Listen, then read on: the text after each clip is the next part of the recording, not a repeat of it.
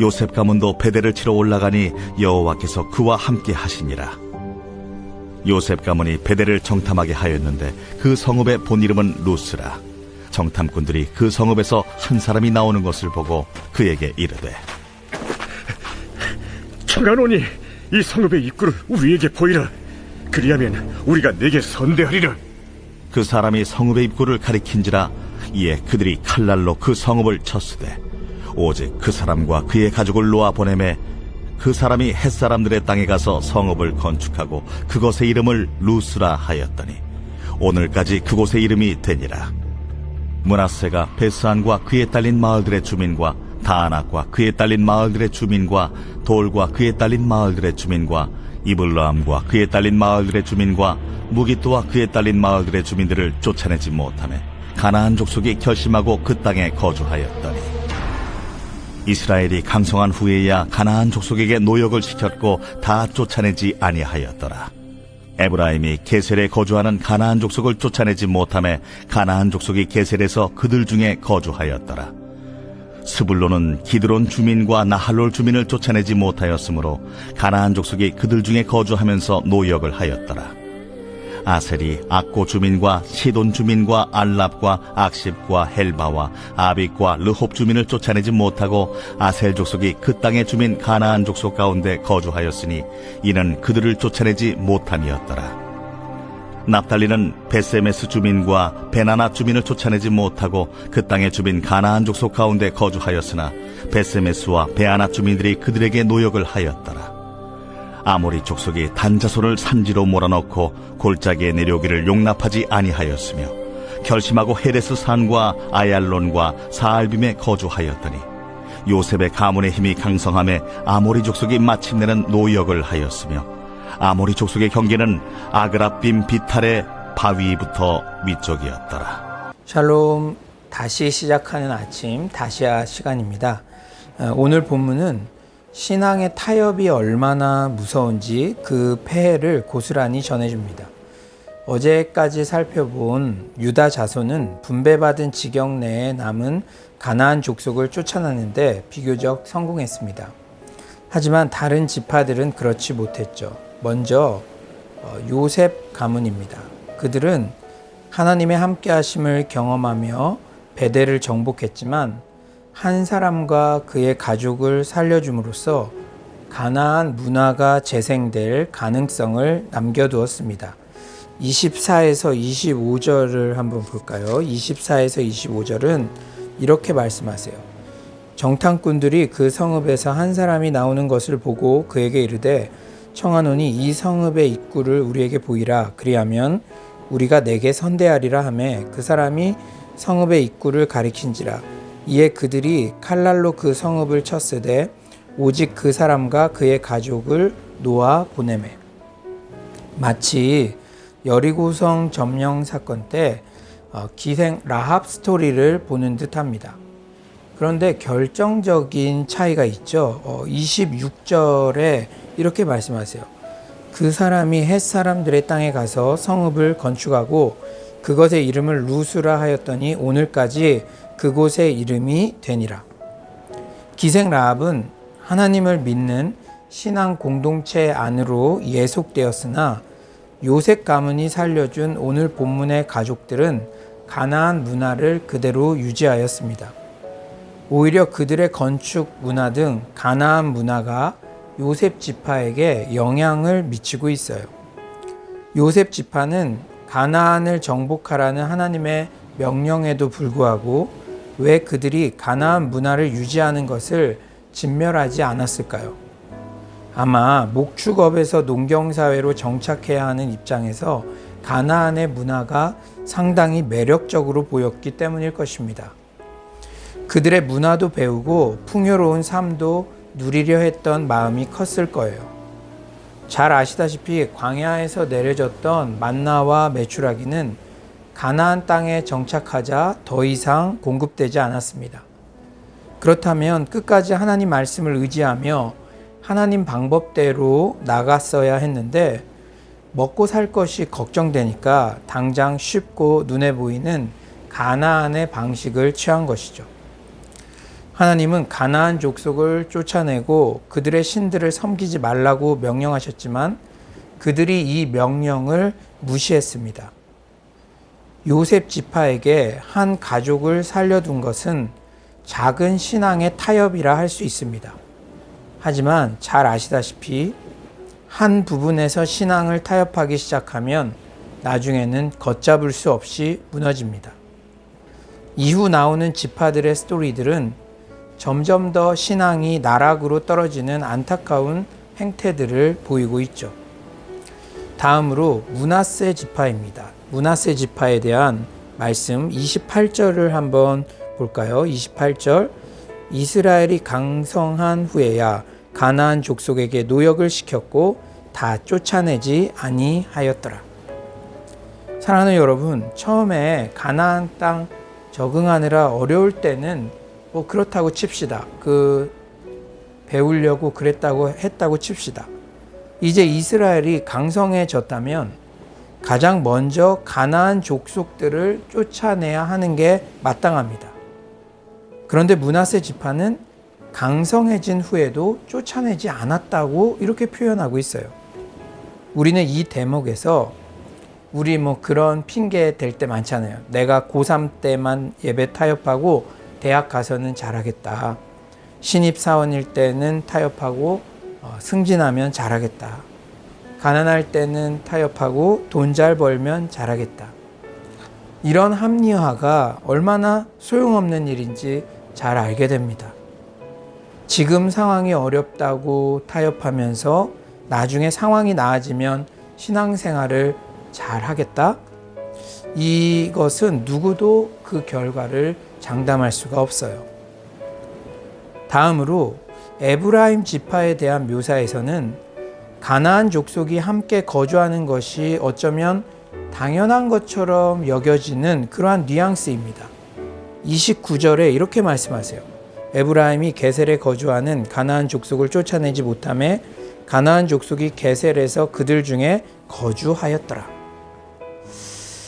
이게 뉘앙스가 예전에는 이제 그 가나안 족속이 아주 그냥 예외적으로 있었고 쫓아내지 않았고 이런 뉘앙스인데 지금은 좀 달라요. 왜냐? 어떻게 알 수 있냐? 게셀이라는 지역의 특징 때문입니다. 게셀은 팔레스틴 지역에서 동서와 남북 도로가 교차하는 중요한 교차로 중에 하나예요.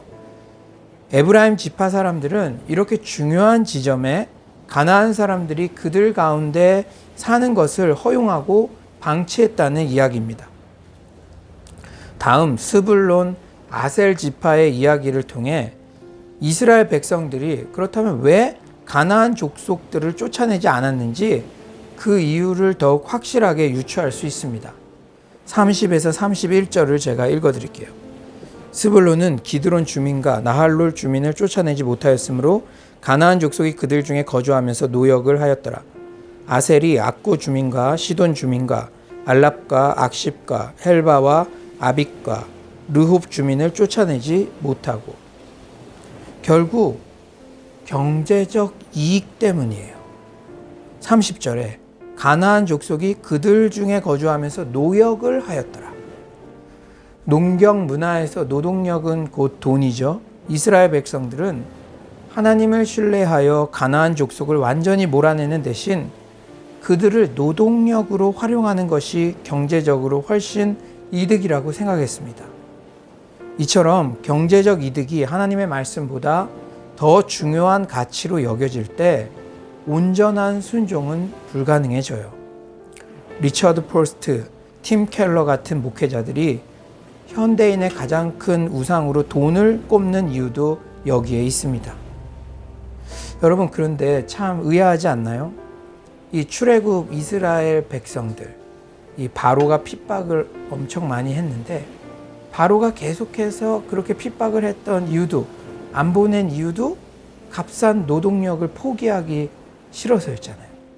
그런데 이제 광야 생활을 경험하고 이 이스라엘 백성들이 가나안 땅에 왔는데도 그들이 이제는 가나안 족속을 쫓아내지 않는 이유가 그들 또한 그 노동력 때문에, 바로와 똑같이 경제적인 이유 때문에 그랬다는 것을 보면 이 경제적인 이유, 물질, 이 만몬, 이것이 얼마나 강력하게 우상이 될 수 있는지, 유혹이 될 수 있는지 우리에게 경고해주고 있다는 것이죠. 만몬의 신이 지배하는 현대 사회에서 우리의 마음에도 하나님보다 물질을 더 의지하려는 마음이 있지 않은지 진지하게 돌아보아야 합니다. 또한 이스라엘 백성들이 가나안 족속들을 쫓아내지 않은 이유, 그들은 가나안 족속을 쫓아내려고 끝까지 피 흘리기까지는 싸우기가 싫었기 때문입니다. 전쟁은 정말 힘든 것이죠. 물론 하나님의 명령이 있었지만 그저 이렇게 적당하게 가나안 족속과 섞여 사는 것도 편하고 나쁘지 않았기에 피 흘리기까지 끝까지 그렇게 싸우지는 않은 거예요. 편의주의 영성, 이게 들어오면 정말 무섭습니다. 예수님을 따른다는 것은 헌신을 전제로 하죠. 하지만 헌신 없이 그저 편하게 종교적 서비스를 향유하는 것으로 신앙을 만족한다면 타협은 불보듯 뻔해요. 편안함과 안락함은 신앙을 시험하는 유혹거리입니다. 하나님은 우리에게 충성을 다하라고 말씀하시지만 우리의 게으른 육신은 좀 더 쉬자, 나중에 하자고 말을 걸어오곤 하죠. 비대면 예배가 허용되고 길어지는 요즘 헌신의 열정이 약해지는 것을 결코 합리화해서는 안 됩니다. 바울이 나의 달려갈 길, 사명을 향해 나아가는 데는 자신의 생명을 조금도 귀한 것으로 여기지 않는다고 고백한 것처럼 우리 또한 오늘은 서울로, 내일은 평양로, 모레는 북경로, 미래는 세계로 땅끝 열방 선교의 비전과 열정과 헌신은 어떤 상황에서도 계속되어야 할 줄 믿습니다. 왜냐? 끝이 아니잖아요, 지금. 전 세계, 저 땅끝까지 복음이 다 전파된 게 아니잖아요. 아직 진행 중입니다. 우리가 이스라엘 백성들처럼 그저 처음에 싸우는 신용을 하고 지금은 그 가나안 족속들이 다 나가지 않았는데도 그냥 편한 거, 그렇게까지 싸울 필요 있어, 이런 상태로 머물러서는 안 된다는 것이죠. 세계 복음화의 비전은 아직 완성되지 않았기에 우리는 너무 쉽게 만족해서도 안 되고 적당히 주저앉아서도 안 되고 사명을 향해 끝까지 달려나가야 할 줄 믿습니다. 그런데 이후에 나오는 아셀 지파부터 이스라엘 지파와 가나안 족속들의 위치가 역전된 것 같은 두 눈을 의심할 만한 표현이 나옵니다. 32절을 보니 아셀 족속이 그 땅의 주민 가나안 족속 가운데 거주하였다. 순서가 바뀌었어요. 가나안 족속이 이스라엘 백성 가운데 거주하였다. 이렇게 지금까지는 기록되어 있었는데 아셀 족속이 그 땅의 주민 가나안 족속 가운데 거주하였다. 33절에 납달리는 그 땅의 주민 가나안 족속 가운데 거주하였다. 심지어 단 자손은 전세가 완전히 역전당했어요. 34절 아모리 족속이 단 자손을 산지로 몰아넣고, 요셉 집밭에는 가나안 족속 한 가정만 살려준 것 같은데 다른 지파들에 대한 설명이 계속되면서 이제 가나안 족속 이스라엘 백성 함께 사는 게 어색하지 않고 시간이 지날수록 전세가 역전되어 가나안 족속 가운데 이스라엘 백성들이 마이너리티로 사는 것 같고 결국 단 자손은 아모리 족속에게 쫓겨나기까지 하는 그런 비참한 현실을 목도하게 됩니다. 가나안 족속을 진멸하라고 보낸 약속의 땅에서 오히려 하나님 선민의 자부심은 온데간데 없고 쫓겨나 있는 분통 터지는 장면을 보여주죠. 사랑하는 여러분, 무의식 중에 시작된 신앙의 타협이 이렇게 무서운 것입니다. 이제 말씀을 정리하겠습니다. 오늘 본문을 묵상하며 저에게 주셨던 깨달음은 크게 세 가지입니다. 첫째로, 작은 신앙의 타협은 결국 내 신앙 전체를 무너뜨릴 수 있다는 경각심을 갖기 바랍니다.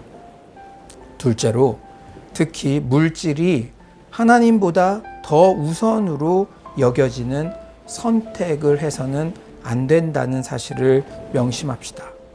마지막으로, 코로나 시기 편의주의 신앙에 빠지지 않도록 예배, 말씀, 기도에 오히려 반대급부적으로 평소보다 더욱 전념합시다. 우리가 더욱 전념한다 하더라도 지금 이 세상 문화가 또 크리스찬의 분위기도 편의주의로 그냥 집에서 그냥 누워서 온라인으로 그냥 이렇게 동영상 보듯이 그렇게 봐도 괜찮네, 오히려 편하네, 이게 들어오면요, 그게 한 번, 두 번은 아무것도 아닌 것 같아도요, 지금 어쩌면 이 편의주의 신앙과의 큰 싸움이 지금 벌어진 것입니다.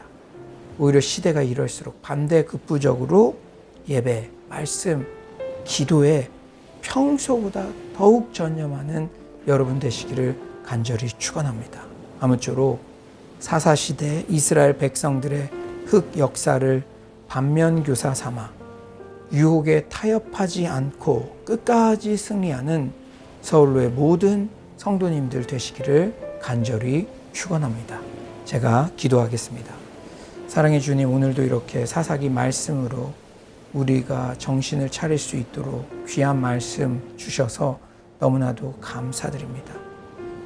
이 정도는 괜찮겠지 하는 신앙의 작은 타협이 나중에는 올무가 되고 걷잡을 수 없이 신앙을 무너뜨린다는 사실을 명심하여 한번 예배 빠지는 거 괜찮겠지, 한번 이 정도는 괜찮겠지, 그러한 것들을 다 버릴 수 있도록 도와주시옵소서. 사랑의 주님, 또한 물질보다 하나님을 더욱 사랑하기를 원합니다. 하나님, 이스라엘 백성들이 그 값싼 노동력을 제공받기 위해서 가나안 족속들을 정말 내보내지 않았을 때 그들에게 엄청난 재앙이 되었습니다. 주님, 주님께서 주시는 그 공급하시는 그 물질, 주님께서 정말 흉년의 때에도 100배의 복을 내려주셨던 그 신앙의 원리를 조차 살아갈 수 있도록 주께서 도와주시옵소서. 사랑의 주님, 코로나일수록 우리가 나약해지지 않도록 도와주시고 신앙의 편의주의에 빠지지 않도록 도와주시고 예배, 기도, 말씀에 더욱더 전심전력하는 우리 모두가 되게 하여 주시옵소서. 우리가 치열한 영적 전투의 한복판에 있다는 사실을 알고 사실 주변 상황이 너무나 힘든 상황입니다. 그러나 성령님께서는 끊임없이 우리에게 말씀을 통해서 독려해 주시고 우리에게 이길 힘도 허락해 주시는 줄 믿습니다. 우리 서울로의 모든 성도님들이 그 큰 유혹에 넉넉히 승리하게 하여 주시옵소서. 주님께서 오늘도 큰 은혜 부어주신 감사드리며 예수님의 이름으로 기도드립니다. 아멘. 이 시간에 우리가 또 말씀 생각하면서 기도할 때 또 우리 다음 세대들을 위해서 기도합시다. 컴패션 그로잉 EOE 사역, 미션홈 사역, 또 금요철야 리뉴얼 사역을 위해서 기도해 주시고요. 또 오늘 말씀처럼 유혹에 빠지지 않는 우리 모든 서울로의 성도님들 되게 해달라고 기도해 주시고요. 또 물질보다 어떤 편의주의보다 하나님을 또 가장 사랑하는 우리 모든 성도님들 되실 수 있도록 함께 중보하고 우리 주여 한번 부르짖고 기도하신 후에 자유롭게 돌아가겠습니다.